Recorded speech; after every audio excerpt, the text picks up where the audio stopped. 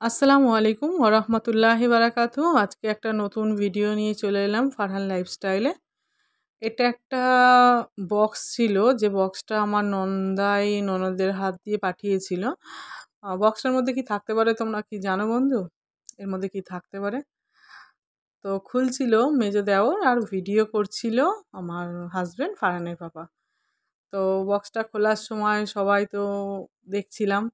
প্রতি বছরের ন্যায় এবছরেও জিনিসটা পাঠিয়ে দিয়েছে আমার নন্দাই নগেন্দ্রপুর বাজার থেকে। খুব ফেমাস জিনিস এই বর্ষার সময়ের জন্য বিশেষ করে।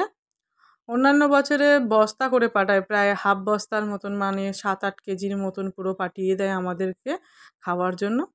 আর এবছরে এই বক্স করে পাঠিয়েছে, যেহেতু ওরা 4 হুইলার করে নিয়ে এসেছিল।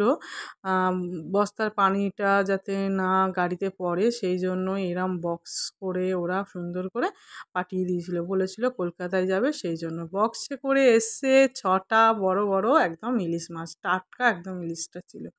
এত সুন্দর একটা, মানে মাছগুলোকে দেখতে কি বলবো, একেকটা মাছ প্রায় ৭০০ থেকে ৮০০ গ্রাম ওজন ছিল।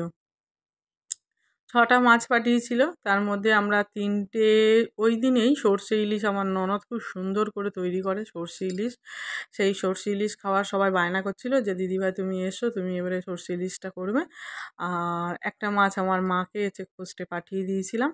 আর বাদবাকি ২ টো মাছ ছিল। তো মাছগুলোর সাইজগুলো তোমরা দেখতে পাচ্ছ বন্ধুরা, কত বড়, বড়। এটা কিন্তু অনেকটা বড় একটা গামলি। গামলির মধ্যে কিন্তু রাখছে। পুরো এ মাথা থেকে ও মাথায় পুরো সেট হয়ে যাচ্ছে। ভিডিওটা দেখলেই তোমরা বুঝতে পারছো যে একেকটা মাছের সাইজ কত বড়, বড়। একবার তো একটা ভেটকি মাছ পাঠিয়েছিল, প্রায় ৯ কেজির মতন ওজন ছিল। তো যাই হোক, তারপরে আমরা মাছ ধুয়ে কুটে বেছে নিয়ে আমরা সরষে ইলিশ করার জন্য তাড়াহুড়ো করছিলাম। তো ওই পেস্টটার মধ্যে ছিল সাদা সর্ষে, কালো সর্ষে, পেঁয়াজ, তারপরে কাঁচা লঙ্কা দিয়ে আর ৪-৫ কোয়া রসুন দিয়ে পেস্ট করে নিয়েছিলাম, বেটে নিয়েছিলাম। তারপরে কড়াইতে মাছগুলো ভালো করে সাজিয়ে তার উপরে এই পেস্টটা দিয়ে দিচ্ছি। দিয়ে দেওয়ার পর পেঁয়াজ, কাঁচা লঙ্কাকে আমরা এইভাবে একটা করে মাঝখান দিয়ে কেটে দিয়ে তার উপরে হলুদ দিয়ে দিলাম পরিমাণ মতন। হলুদ দিয়ে দেওয়ার পর নুন দিয়ে দিলাম। লঙ্কার গুঁড়ো ইউজ করব না, বাট যে কাঁচা লঙ্কাগুলো চিড়ে দিয়েছিলাম তাতেই হালকা একটা ঝাল এসেছিলো। আর তারপরে আমরা এরকম একটু সর্ষের তেল দিয়ে দিয়েছিলাম। আস্তে, আস্তে হাত দিয়ে ভালো করে মাখিয়ে নিচ্ছিলাম। ভালো করে মাখানোর পর দেখতে তো পুরো একদম অসাধারণ লাগছিল।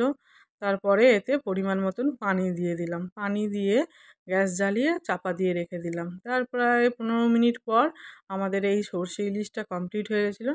খেতে যে এত অসাধারণ লেগেছিল তোমাদের কি বলবো বন্ধুরা। তা তোমরাও এইভাবে একবার রান্না করে খেয়ে দেখো। কেমন লাগলো আমার ভিডিওটা তোমরা জানিও। আর প্লিজ আমার চ্যানেলটাকে সাবস্ক্রাইব করে আমার পাশে থেকো।